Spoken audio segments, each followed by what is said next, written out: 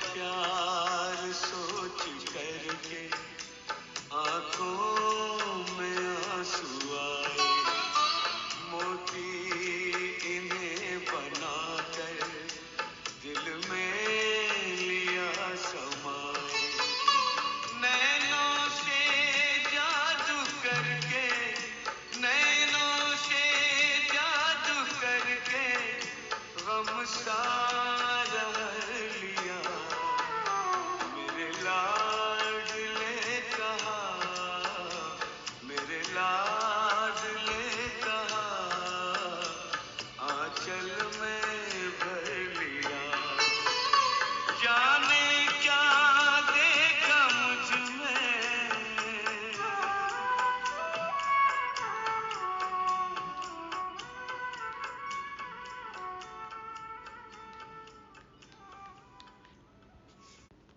ओम शांति।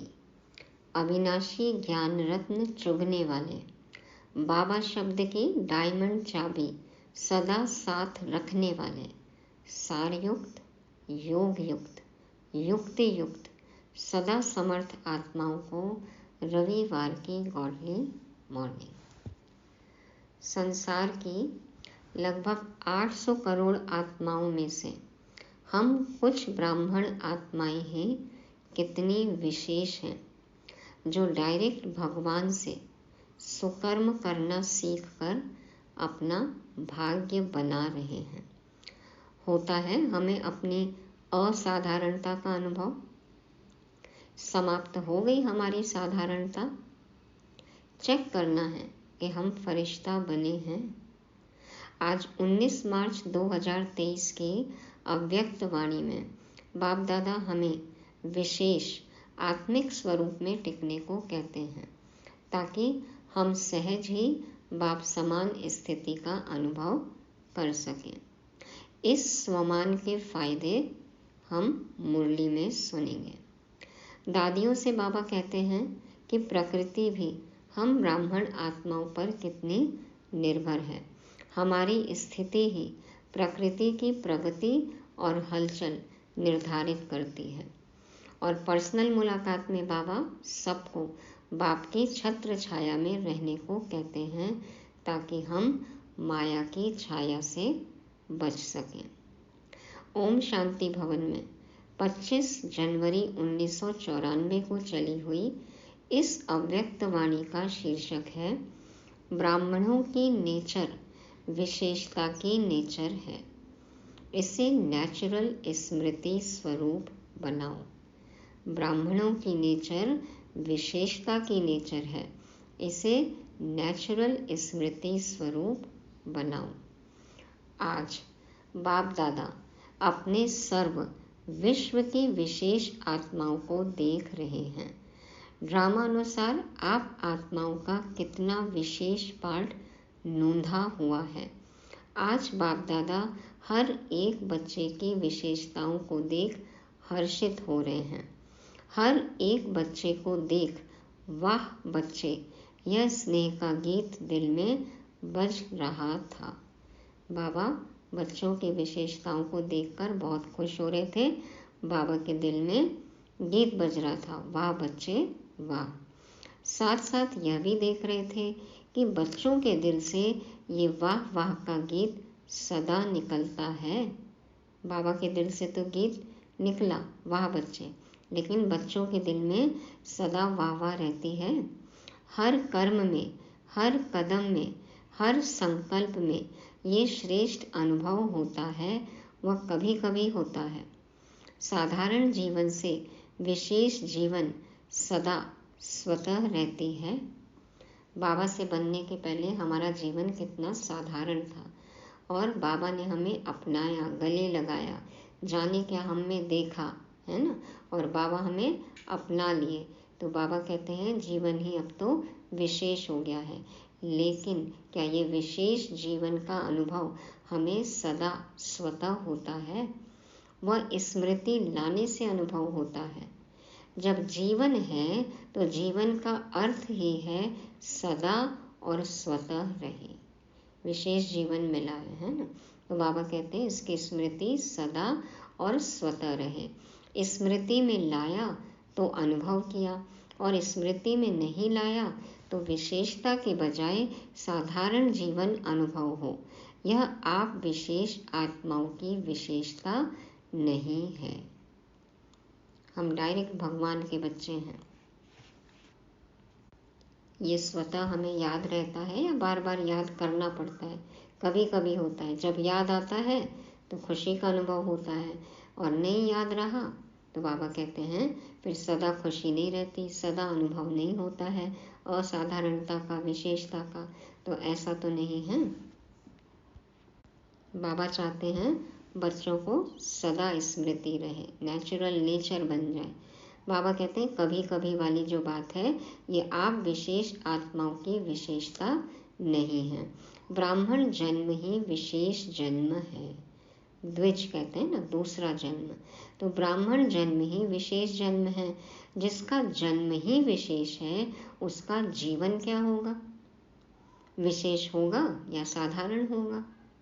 ब्राह्मण जन्म भी श्रेष्ठ, ब्राह्मण धर्म भी श्रेष्ठ, और ब्राह्मण कर्म भी श्रेष्ठ।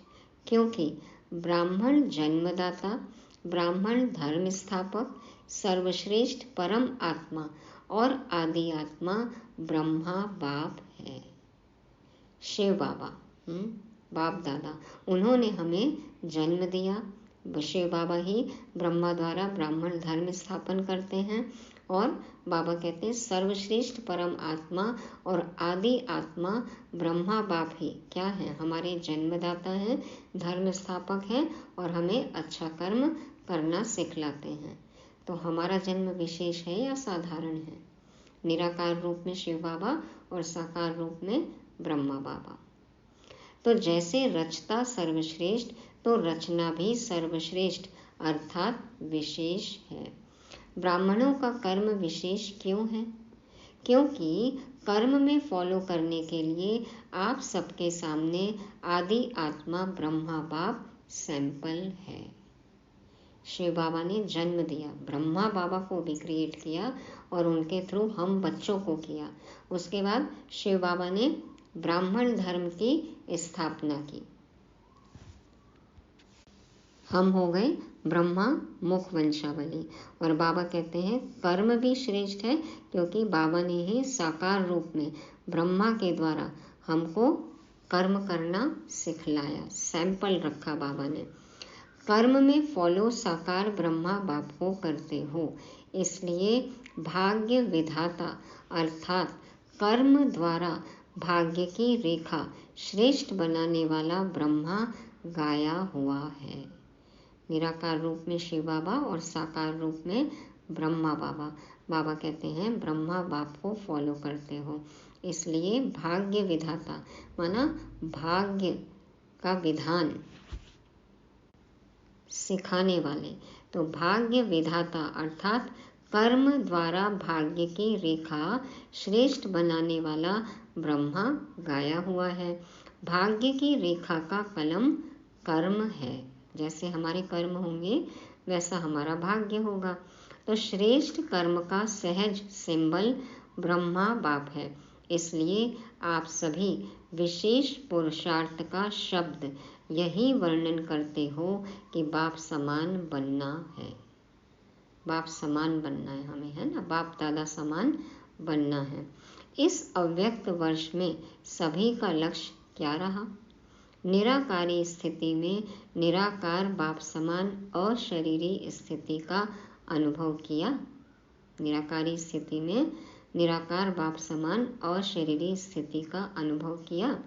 साकार कर्म में ब्रह्मा बाप समान बनने का नंबरवार अनुभव किया। निराकार में शिव बाबा, साकार में ब्रह्मा बाबा। तो ऐसी निराकारी साकारी स्थिति का हमने अनुभव किया। तो विशेष जीवन का आधार विशेष जन्म, धर्म और श्रेष्ठ कर्म है। बाबा ने कहा तो विशेष जीवन का आधार विशेष जन्म, धर्म और श्रेष्ठ कर्म है। जैसे लौकिक जीवन में भी अगर किसी आत्मा का जन्म विशेष राज परिवार में हो, राजकुमार हो व राजकुमारी हो, तो यह विशेषता जन्म की होने के कारण हर समय सदा और स्वतः रहती है। वह बार बार स्मृति में लाते हैं कि मैं राजकुमारी हूँ। राजकुमार राजकुमारी को पता होगा ना कि हम प्रिंस प्रिंसेस हैं, सहज याद होती है ना। पुरुषार्थ करते हैं क्या, चाहे कर्म अपनी रुचि के कारण कितना भी साधारण हो, लेकिन अपने जन्म की विशेषता भूल जाते हैं क्या। किस कुल में पैदा हुए हैं ये तो हमेशा याद रहता है। कर्म भले ही अपनी अपनी रुचि के अनुसार, चॉइस के अनुसार, अपने संस्कारों के अनुसार करते हैं।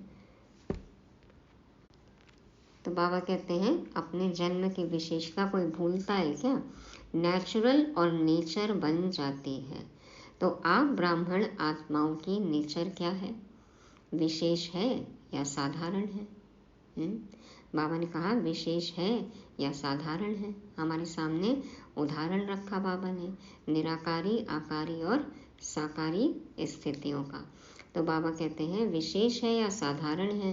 अभी भी कोई कोई बच्चे जब कोई साधारण कर्म कर लेते हैं तो बाप दादा के आगे अपने को निर्दोष सिद्ध करने के लिए क्या कहते हैं, मैं चाहता नहीं था, वह चाहती नहीं थी कि ये कर्म करूं, लेकिन मेरी नेचर है इसलिए हो गया। हम इतना साधारण कर्म करना नहीं चाहते थे, लेकिन क्या करें बाबा, मेरा नेचर ही ऐसा है, स्वभाव ऐसा है, इसलिए हो गया। वैसे ये कहना व सोचना यथार्थ है। मैं कौन, ब्राह्मण जीवन वाले हैं ना, तो ब्राह्मण जीवन वाली आत्मा ये सोच सकती है कि ये मेरी नेचर है। यह कहना राइट है। तो उस समय क्यों बोलते हैं? उस समय ब्राह्मण नहीं बोलता, माया बोलती है। तो जैसे ये साधारण नेचर व मायावी नेचर नेचुरल काम कर लेती है ना, इसलिए कहते हैं चाहते नहीं थे लेकिन हो गया। ब्राह्मण बन गए, द्विज माना दूसरा जन्म हो गया, तो फिर मेरी नेचर कैसे हुआ? वो तो पुराना स्वभाव संस्कार हो गया ना, उस जन्म से तो मर गए, खत्म हो गया वो जन्म, अभी तो नया जन्म है, तो फिर मेरी नेचर कैसे कह सकते हैं? तो बाबा कहते हैं माया के कारण। मायावी नेचर नेचुरल काम करती है, इसलिए कहते हैं कि चाहते नहीं थे लेकिन हो गया। तो ब्राह्मण नेचर अर्थात विशेषता की नेचर भी नेचुरल होनी चाहिए। नेचुरल चीज सदा रह सकती है, तो विशेष जीवन की स्मृति नेचर के रूप में नेचुरल होनी चाहिए। वह कभी भूलना, कभी याद होना, तो सदा स्मृति स्वरूप में रहो। स्मृति लाने वाले नहीं, स्मृति स्वरूप। इसलिए बाप दादा देख रहे थे अव्यक्त वर्ष समय प्रमाण समाप्त हुआ, लेकिन बाप दादा समान स्वयं को संपन्न बनाया। 1993 को अव्यक्त वर्ष घोषित किया था, तो बाबा ने कहा वो तो समाप्त हो गया, लक्ष्य भी रखा था उसमें, लेकिन क्या बाप दादा समान स्वयं को संपन्न बनाया?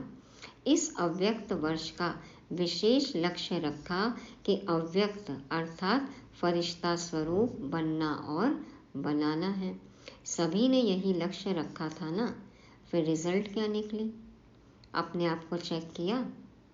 फरिश्ता भव का वरदान भी वरदाता से मिला, तो वरदान और लक्ष्य दोनों की स्मृति से कहाँ तक सफलता अनुभव की है, ये सूक्ष्म चेकिंग स्वयं की।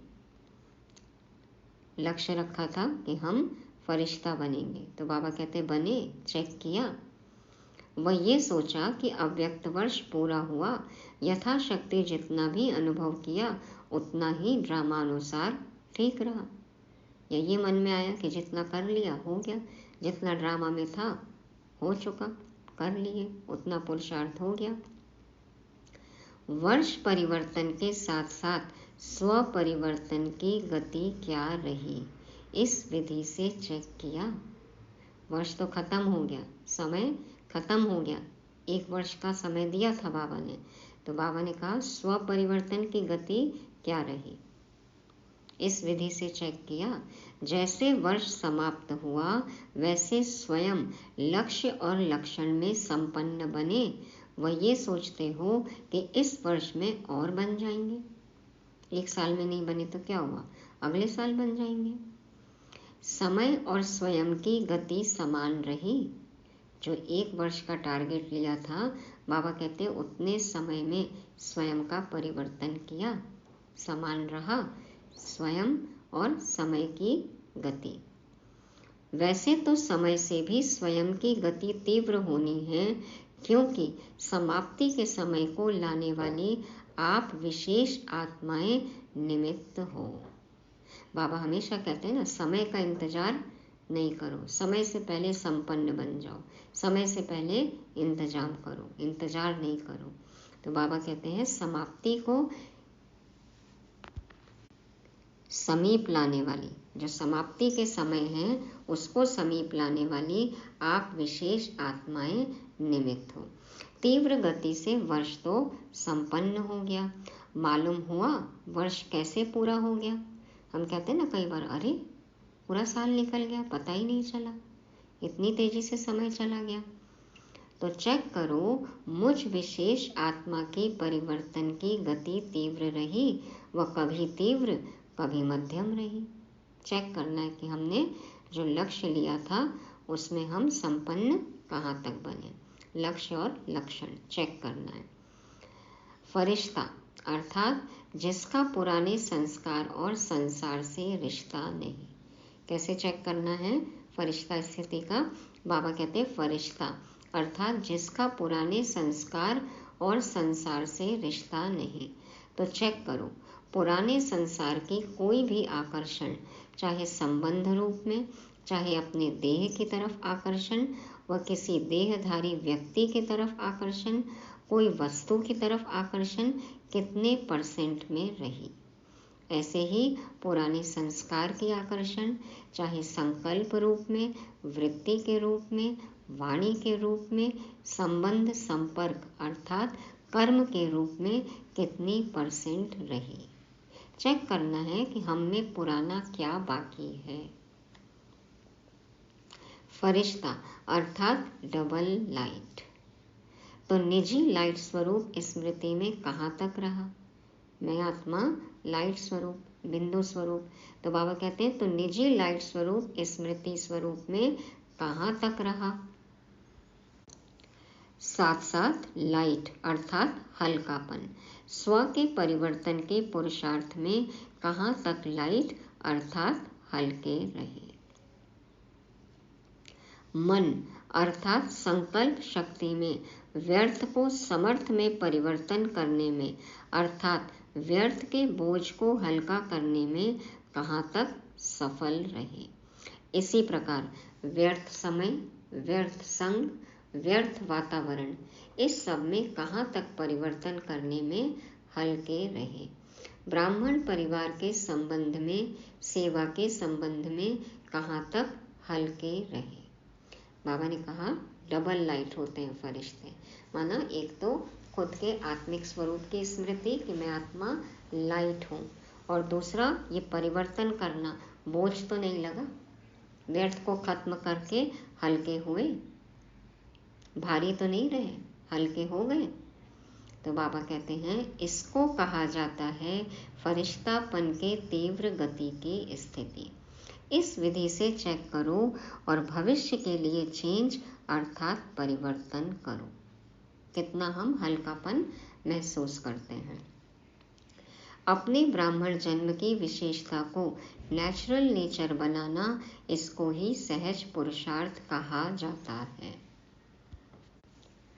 अपने ब्राह्मण जन्म की विशेषता को नेचुरल नेचर बनाना, इसको ही सहज पुरुषार्थ कहा जाता है।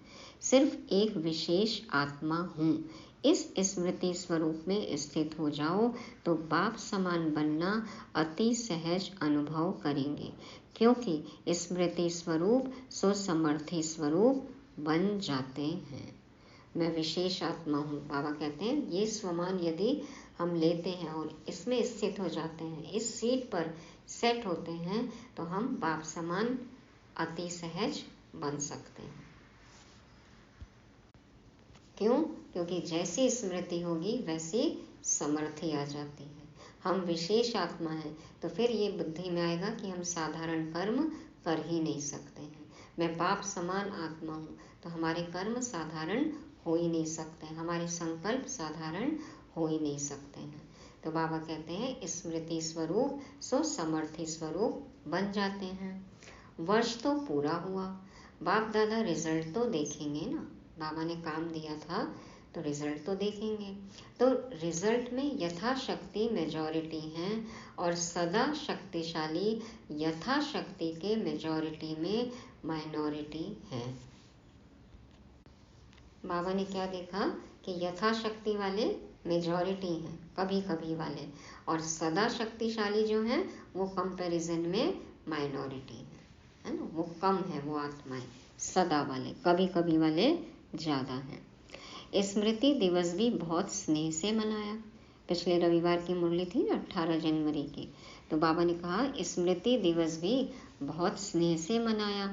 अब विशेष जैसे स्नेह से मनाया वैसे स्नेह का सबूत बाप समान स्मृति स्वरूप बनना ही है। सुना रिजल्ट? आगे क्या करना है?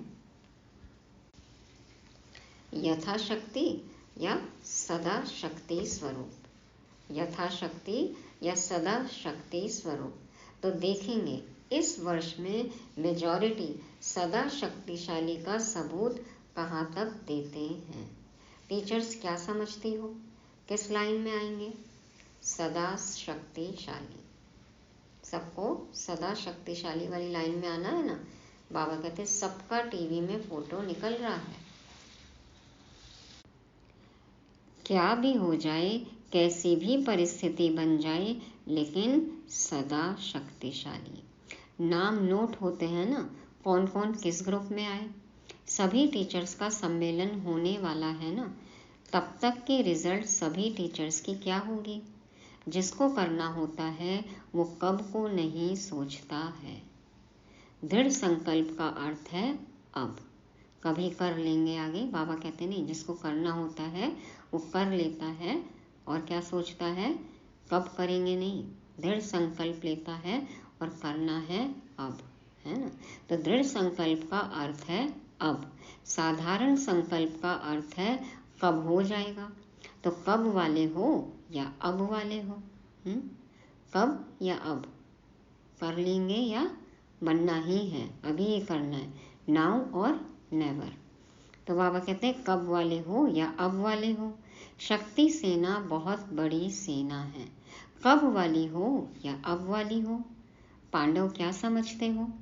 देखो नाम सबके नोट हैं, अभी नाम नहीं सुनाते हैं, आखिर वो समय भी आएगा जो नाम सुनाएंगे।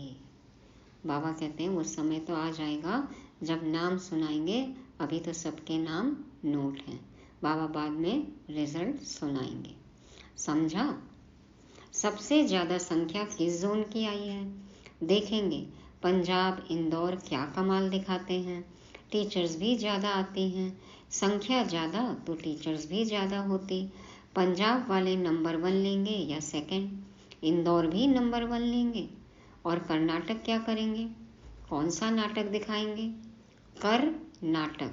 तो हीरो नाटक दिखाना, ऐसा वैसा नहीं दिखाना। बाबा हमेशा कहते हैं ना, हीरो पार्टधारी बनो। और महाराष्ट्र तो महान ही बनेंगे ना। और यूपी को क्या कहते हैं? यूपी में नदियां हैं, अर्थात यूपी पतित को पावन करने वाली है ना। गंगा जमुना सरस्वती देखो संगम। तो बाबा कहते हैं कि यूपी तो पतित को पावन करने वाली है, पावन बनने बनाने में नंबर 1। तो यूपी वाले भी नंबर 1 बनेंगे। इस समय तो कोई भी नंबर 2 नहीं कहेंगे। राजस्थान तो है ही लकी, जो राजस्थान में ही चरित्र भूमि है। हेडक्वार्टर राजस्थान में है ना, माउंट आबू है ना, ब्रह्मा बाबा की कर्म भूमि। देखो बाबा ने अपना साकार चरित्र जहाँ पर निभाया तो वो है राजस्थान, माउंट आबू चरित्र भूमि। तो हेडक्वार्टर राजस्थान में है ना, तो जहाँ हेडक्वार्टर है वो क्या बनेगा? हेड बनेगा ना।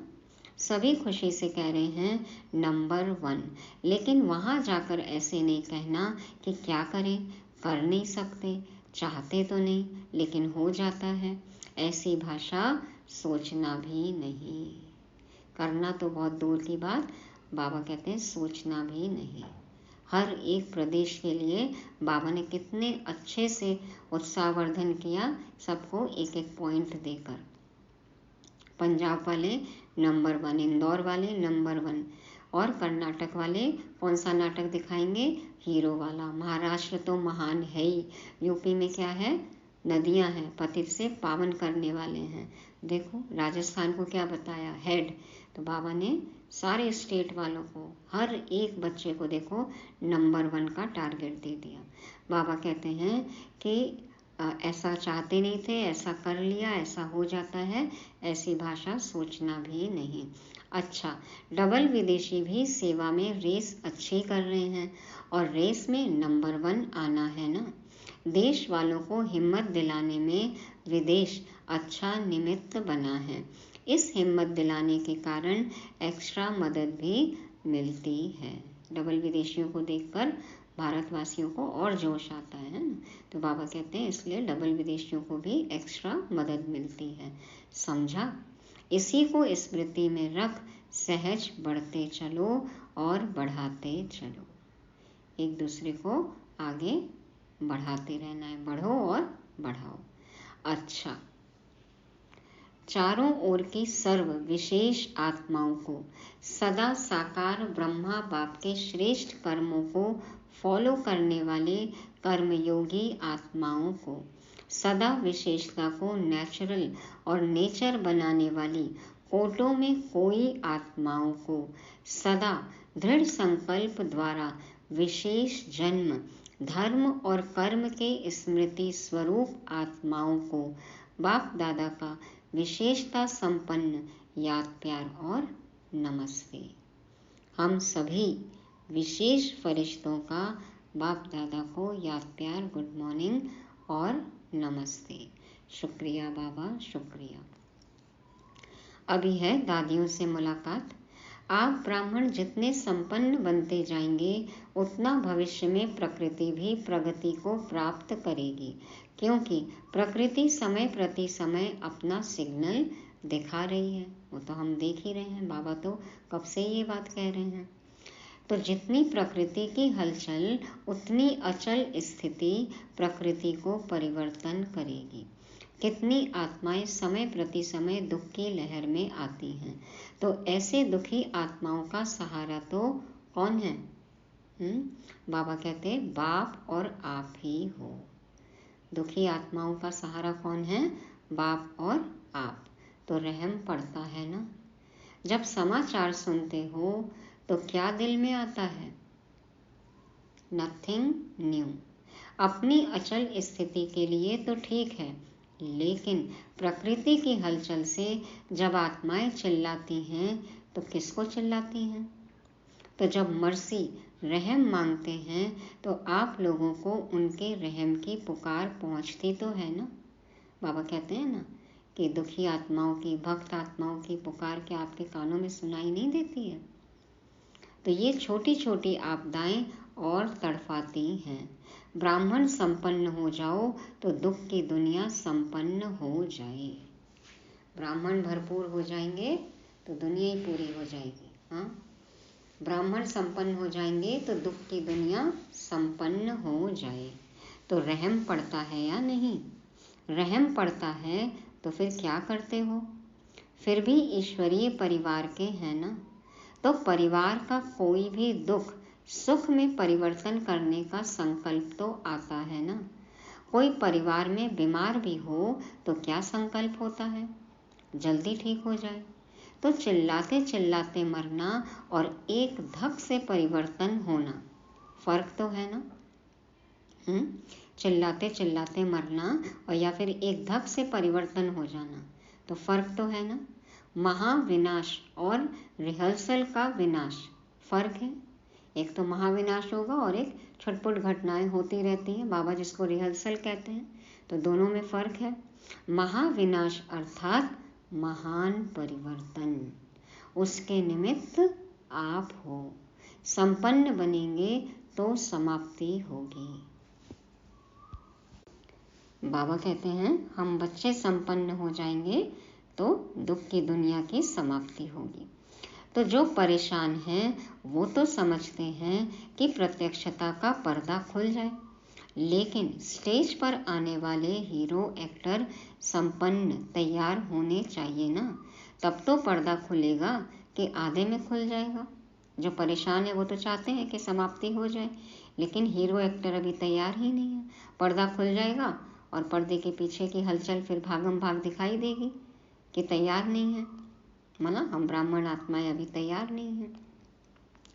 तो बाबा कहते हैं आधे में तो पर्दा नहीं खुल जाएगा। परिवर्तन की शुभ भावना को तीव्र करना अर्थात अपने को तीव्र गति से संपन्न बनाना। हम कहते हैं ना, हम चाहते हैं कि सबका भला हो, ऐसी शुभ भावना है हमारी। तो परिवर्तन की शुभ भावना को तीव्र करना अर्थात अपने को तीव्र गति से संपन्न बनाना। हम संपन्न बन जाएंगे तो फिर सबके लिए खुशियाँ आ जाएंगी, सबके दुख दूर हो जाएंगे, परिवर्तन हो जाएगा। आप भी कभी कैसे होते हो, तो प्रकृति भी कभी बहुत तीव्र गति से कार्य करती, कभी ठंडी हो जाती। तो अभी क्या करना है? रहम की भावना इमर्ज करो, चाहे स्व प्रति चाहे सर्व आत्माओं के प्रति। खुद पर भी रहम, औरों पर भी रहम होती है ना। रहम की भावना बाबा कहते हैं होती है ना, लहर फैलाओ। रहम की भावना से विघ्न भी सहज खत्म हो जाएंगे। जहाँ रहम होगा वहाँ तेरा मेरा की हलचल नहीं होगी। जहाँ रहम होगा वहाँ तेरा मेरा की हलचल नहीं होगी। पूज्य स्वरूप मर्सीफुल का धारण करो। बाबा हमेशा कहते हैं ना, आप पूर्वज आत्माएं हो, पूज्य आत्माएं हो, तो पूज्य स्वरूप मर्सीफुल का धारण करो। ठीक है ना। अभी ये लहर फैलाओ, हर संकल्प में मर्सीफुल। संकल्प में होंगे तो वाणी और कर्म स्वतः ही हो जाएंगे। संकल्प होगा यदि रहम का, मर्सी का, दया का, तो बाबा कहते हैं वाणी और कर्म भी वैसा ही हो जाएगा। सब चिल्लाते भी क्या हैं, क्या पुकारते हैं? हेल्प हेल्प, दया, रहम, यही पुकार रहे हैं ना। तो बाबा कहते हैं सब चिल्लाते भी क्या हैं? Mercy mercy. अच्छा, तो मर्सी चाहिए तो बाबा कहते हैं मर्सीफुल बन जाओ। अब है अव्यक्त बाप दादा की पर्सनल मुलाकात। माया की छाया से बचने का साधन है बाप दादा की छत्र छाया। माया की छाया से बचने का साधन है बाप दादा की छत्र छाया। सदा अपने को बाप दादा की छत्र छाया के नीचे रहने वाली सदा सेफ आत्माएं अनुभव करते हो कि हम बाबा की छत्र छाया में सेफ एंड सिक्योर हैं, ऐसा अनुभव करते हैं। सदा छत्र छाया है या कभी बाहर निकल जाते हो? या है बाप की छत्र छाया या है माया की छाया? किस छाते के अंदर चले जाते हैं हम? बाबा के छाते में हैं या फिर माया के छाते में हैं? किसके नीचे हैं? तो बाबा कहते हैं तो माया की छाया से बचने का साधन है छत्र छाया। तो छत्र छाया में रहने वाले कितने खुश रहेंगे, क्योंकि बेफिक्र बादशाह हो गए ना। फिक्र है तो खुशी गुम होती है। कभी भी देखो खुशी गुम होती है तो कारण क्या होता है? कोई न कोई चिंता, फिक्र, बोझ खुशी को गुम कर देता है। और खुशी गुम हुई, कमजोर हुए तो माया की छाया का प्रभाव पड़ ही जाता है। खुशी गुम हुई, कमजोरी आई तो फिर माया तो वार करेगी। कमजोरी माया का आह्वान करती है। जैसे शारीरिक कमजोरी बीमारियों का आह्वान करती है, तो आत्मिक कमजोरी माया का आह्वान करती है। शरीर के लिए भी कहते हैं ना, इम्यूनिटी कमजोर है तो बीमारियां आती हैं। वैसे ही बाबा कहते हैं आत्मिक कमजोरी है तो माया का आह्वान करती है ना। आत्मा शक्तिशाली नहीं है तो माया वार करती है। फिर उस छाया से निकलने में कितनी मेहनत करनी पड़ती है। अगर माया की छाया स्वप्न में भी पड़ गई तो स्वप्न भी परेशान करेगा। फिर ब्राह्मण से क्षत्रिय बन जाते हैं तो युद्ध करनी पड़ती है। क्षत्रिय जीवन मेहनत की है और ब्राह्मण जीवन खुशी की है। तो क्या पसंद है? कभी कभी युद्ध करनी पड़ती है। युद्ध करना अच्छा लगता है। छोटे से भी व्यर्थ संकल्प की छाया कितनी मेहनत कराती है। इसलिए सदा बाप के याद की छत्र छाया में रहो। छोटा सा भी कोई व्यर्थ संकल्प आता है तो कितनी मेहनत होती है ना। तो बाबा कहते हैं इसलिए सदा बाप के याद की छत्र छाया में रहो। व्यर्थ संकल्प आता है तो मन में युद्ध चलता है, कमजोर अनुभव करते हैं।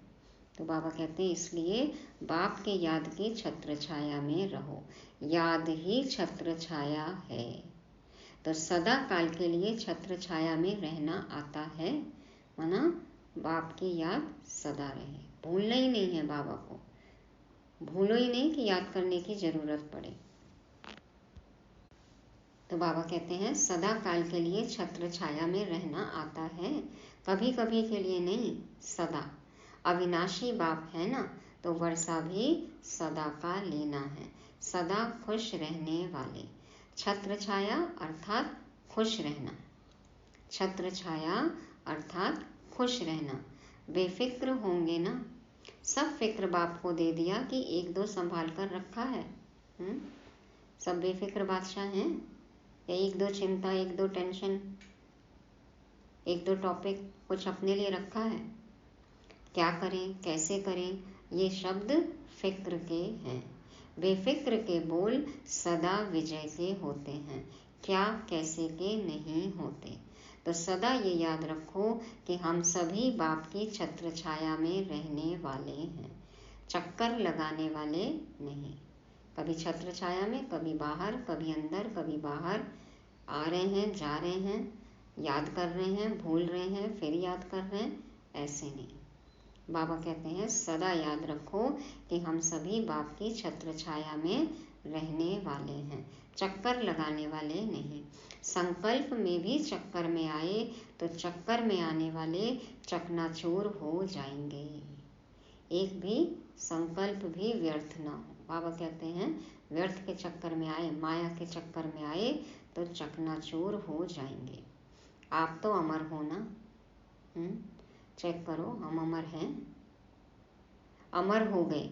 ये स्मृति सदा ही स्वयं भी बेफिक्र और दूसरों को भी बेफिक्र बनाती रहेगी। बीच बीच में मर तो नहीं जाते हैं। बाबा कहते हैं आप तो अमर हो गए ना, अमर हो गए। ये स्मृति सदा ही स्वयं भी बेफिक्र और दूसरों को भी बेफिक्र बनाती रहेगी। सदा खुशी में ये गीत गाते रहेंगे, पाना था वो पा लिया। बच्चा बनना मना पाना, पा लिया सबने सब कुछ। कुछ बाकी है? बाबा कहते हैं बच्चा बनना मना पाना। बच्चा बने अर्थात पा लिया। अभी बोला ना बाबा, बच्चे बनेंगे तो बचे रहेंगे। अभी साकार मुरली में था कि बच्चे बनेंगे तो बचे रहेंगे। तो बच्चा बनना माना पाना, बच्चा बने अर्थात पा लिया। अच्छा, वरदान है आज का, सर्व रूहानी खजानों से संपन्न बन, सदा संतुष्ट रहने वाले ऑलराउंड सेवाधारी भव। सर्व रूहानी खजानों से संपन्न बन, सदा संतुष्ट रहने वाले ऑलराउंड सेवाधारी भव। बाप दादा समझाते हैं ऑलराउंड सेवाधारी अर्थात मास्टर सुखदाता, मास्टर शांतिदाता, मास्टर ज्ञानदाता। ऑलराउंड सेवाधारी अर्थात मास्टर सुखदाता, मास्टर शांतिदाता, मास्टर ज्ञानदाता। माना हर समय देना ही देना है, कभी सुख, कभी शांति, कभी ज्ञान। दाता सदा संपन्न मूर्त होते हैं, जैसा स्वयं होंगे वैसा औरों को बनाएंगे। रूहानी सेवाधारी अर्थात एवर रेडी और ऑल राउंड। रूहानी सेवाधारी अर्थात एवर रेडी और ऑल राउंड। ऑल राउंडर वही बन सकते हैं जो संपन्न हैं। संपन्न ही संतुष्ट होंगे और सबको संतुष्ट करेंगे। किसी भी प्रकार की अप्राप्ति असंतुष्टता पैदा करती है। संतुष्ट रहने और संतुष्ट करने की विधि है संपन्न और दाता बनना। संतुष्ट रहने और संतुष्ट करने की विधि क्या है? संपन्न और दाता बनना। तो बाबा से हमें सारे खजाने लेने हैं, खुद भरपूर रहना है, संपन्न बनना है और औरों को भी देना है, तब हम होंगे संतुष्ट। तो बाबा ने कहा ऐसे ऑलराउंड सेवाधारी बनना है, रूहानी सेवाधारी बनना है, एवर रेडी रहना है, हमेशा कोई न कोई सेवा में बिजी रहना है। आज तो कहा बाबा ने मास्टर सुखदाता, मास्टर शांतिदाता, मास्टर ज्ञानदाता। तो मनसा वाचा कर्मणा ज्ञान गुण शक्ति सुख शांति सबका दान करते रहना है। स्लोगन है शुभ भावना शुभ कामना की गोल्डन गिफ्ट साथ हो तो किसी भी आत्मा का परिवर्तन कर सकते हो। शुभ भावना शुभ कामना की गोल्डन गिफ्ट साथ हो तो किसी भी आत्मा का परिवर्तन कर सकते हो। ये है सूक्ष्म गिफ्ट। सच्चे दिल से यदि हमारे अंदर शुभ भावनाएं हैं सब आत्माओं के प्रति, उनके लिए शुभ कामना है, बाबा कहते हो नहीं सकता कि आत्माएं परिवर्तन न हो। तो ये गोल्डन गिफ्ट सबको देनी है।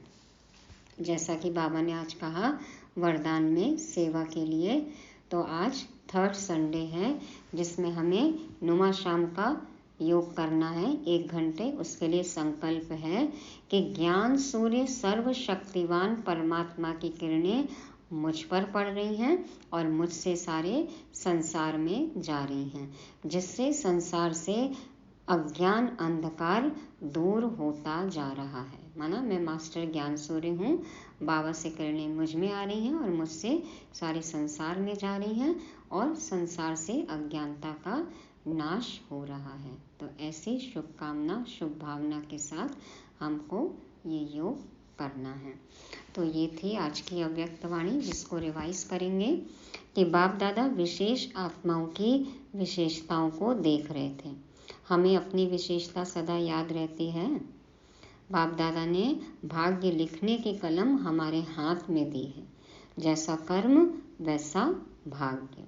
बाबा ने कहा विशेषता की स्मृति हमारा नेचुरल नेचर बन जाए और हम सदा श्रेष्ठ कर्म करें, फरिश्ता स्थिति में स्थित रहें। पुराने संसार पुराने संस्कार से हमारा अब कोई भी रिश्ता नहीं। हमें डबल लाइट रहना है। स्वमान क्या मिला? मैं एक विशेष आत्मा हूँ। ये स्मृति आते ही समर्थी आ जाती है और बाप समान बनना सहज हो जाता है। और बाबा ने एक बहुत ही महत्वपूर्ण बात याद दिलाई कि अब नहीं तो कब नहीं, है ना। अब तो कब नहीं करना है, क्या करना है? अब। दादियों से कहा कि अपनी अचल स्थिति से प्रकृति की हलचल को परिवर्तन करना है, संपन्न बनकर समाप्ति को समीप लाना है, मर्सीफुल रहमदिल बनना है। और माया की छाया से बचने का साधन बताया बाबा ने, बाप की छत्र छाया। और छत्र छाया क्या है? याद। खुश रहना, बेफिक्र रहना, विजयी होना, माना बाप की छत्र छाया में रहना। ऑलराउंड सेवाधारी होने का हमें वरदान मिला और शुभ भावना शुभ कामना का गोल्डन गिफ्ट सबको देना है। पूरी मुरली से स्वमान लेंगे आज का, मैं विशेष आत्मा हूँ, मैं विशेष आत्मा हूँ। ओम शांति। कुछ तो बाबा ने हम में देखा ना, इसीलिए चुन लिया हमें। जाने क्या देखा मुझ में, मुझे प्यार कर लिया। मेरे लाडले कहा आंचल में भर लिया।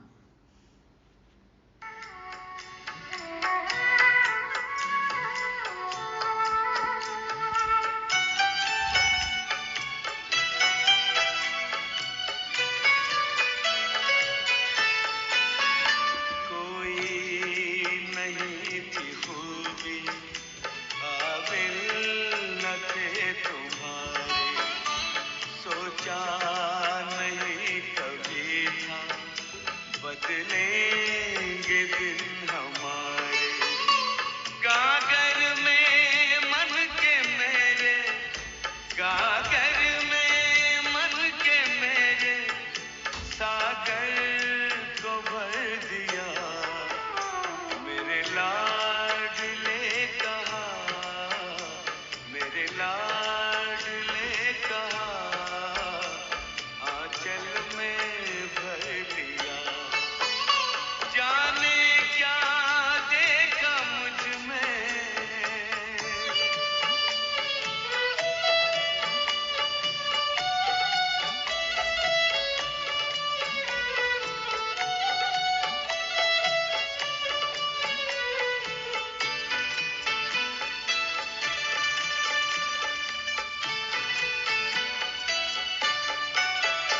गोदी में बाबा तेरे मनवा करे खिलौने। आनंद सिंधु लेता अंतर में है हिलोरे। अपना बना के हमको, अपना बना के हमको क्या से क्या